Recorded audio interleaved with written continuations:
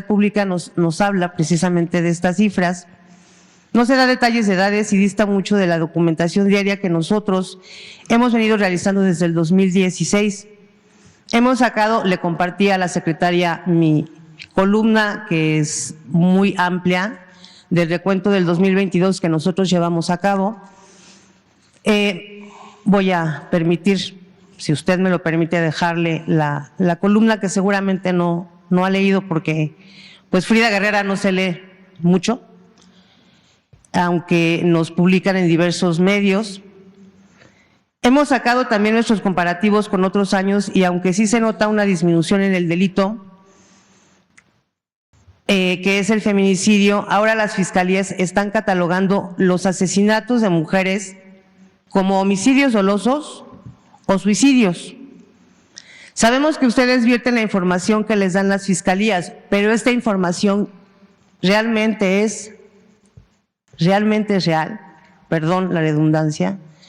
O sea, al final lo que la secretaria, lo que el subsecretario nos presenta cada 15 días es información vertida por las fiscalías.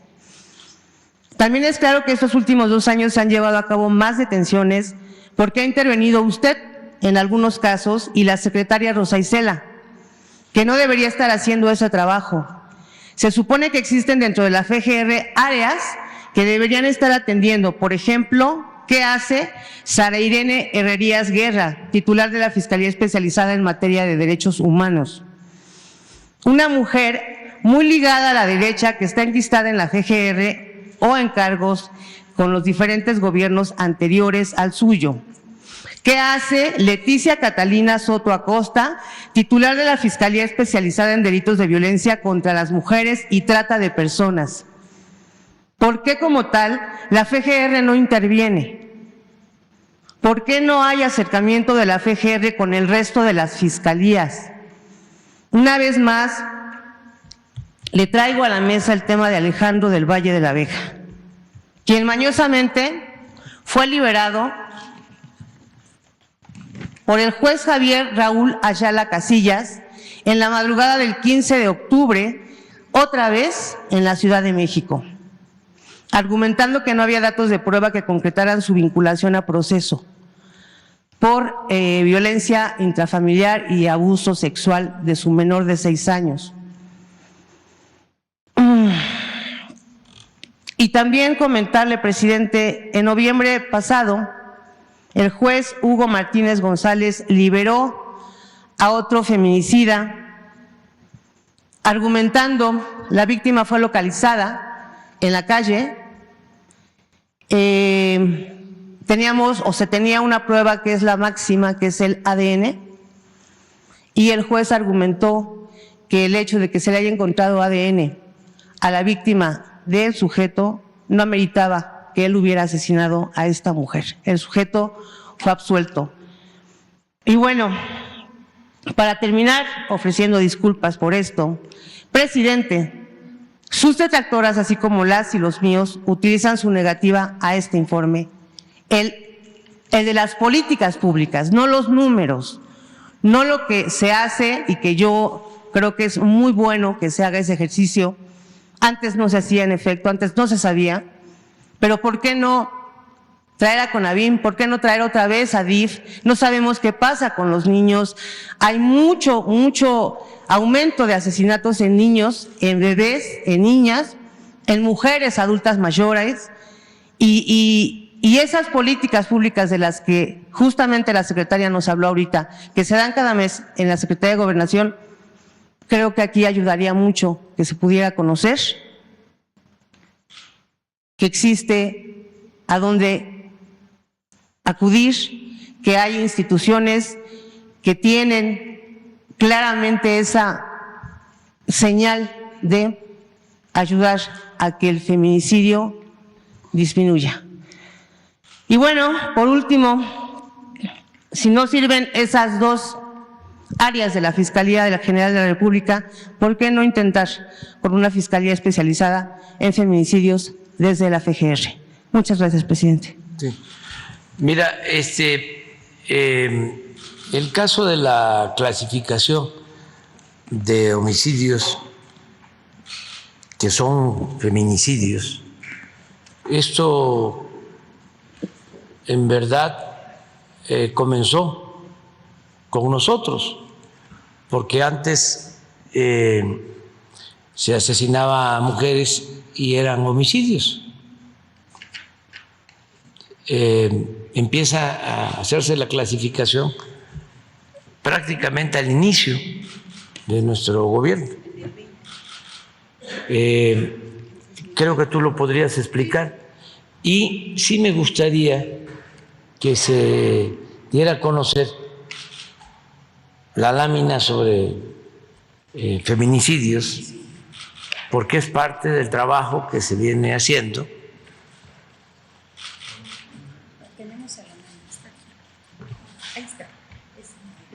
Es esto. Entonces tenemos una disminución desde que llegamos del 21, ¿verdad? Sí, 35.7. O sea, vamos avanzando. En general, sí. Y ya se tiene esta clasificación y sí hay una estrategia específica para enfrentar abusos, maltrato y estos extremos que son los feminicidios, ¿no? ¿Y tú querías? Sí, señor. Sí. Muchas gracias siempre por sus preguntas. Con su permiso, señor presidente. A raíz de que se hizo el cambio en la tipificación del delito de feminicidio, empezaron también con un reforzamiento. O sea, desde que se llegó en el 2018 se hizo una estrategia nacional de seguridad y uno de los delitos que se empezó a atender con mucha perseverancia fueron los delitos contra las mujeres en general. Pero uno de ellos fue el feminicidio. A partir del 2020, a mediados de 2020, es cuando se empieza en el total de las 32 entidades el conteo, digamos así, la contabilización, porque ya se dio la tipificación en todo el país y existe el delito de feminicidio. Antes eran 10 estados, 12 estados, 20 estados, y es en el 2020 cuando se termina toda la tipificación de este delito. Insisto en ello porque antes, aunque fallecieran las mujeres, no se contaban como feminicidios. Por eso está esta gráfica hacia arriba, y entonces cuando se empiezan a contar los feminicidios, pues se incrementan en todos los estados. Y ahí, en el 2020-2021, se reforzaron las medidas y nosotros también, pues, tenemos un gabinete que está constantemente, precisamente, evaluando si las acciones que se presentan en esta estrategia son correctas. Entonces, a raíz de eso, empezamos a ver que efectivamente con las detenciones, con la atención y la participación de las mujeres, revisando las carpetas de delitos, empezamos a ver cambios. Y aquí es como se va viendo que va bajando precisamente el tema de los feminicidios. Pero sobre la otra pregunta que usted hacía, reitero también que las cifras que nos dan sobre todos los delitos proceden, como usted bien lo dice, de las fiscalías estatales. Ese es el conteo oficial. ¿Nosotros qué hacemos como secretaría? Los captamos y los sistematizamos en donde creció más el número, en donde decreció, en fin. Es, digamos, el acopio de la información oficial. Segundo, nosotros sí tomamos en cuenta, para efectos de la operación en campo, todos los delitos contra las mujeres. Igual de lo que se trata, en primer lugar, es del feminicidio, que son delitos cometidos en razón de género o por ser mujeres. 2, los homicidios dolosos contra mujeres también se atienden y se tratan. 3, las violaciones. Y 4, la violencia familiar. O sea, nosotros le damos especial atención a los delitos, digamos, de la violencia feminicida. No solamente nos quedamos con los feminicidios.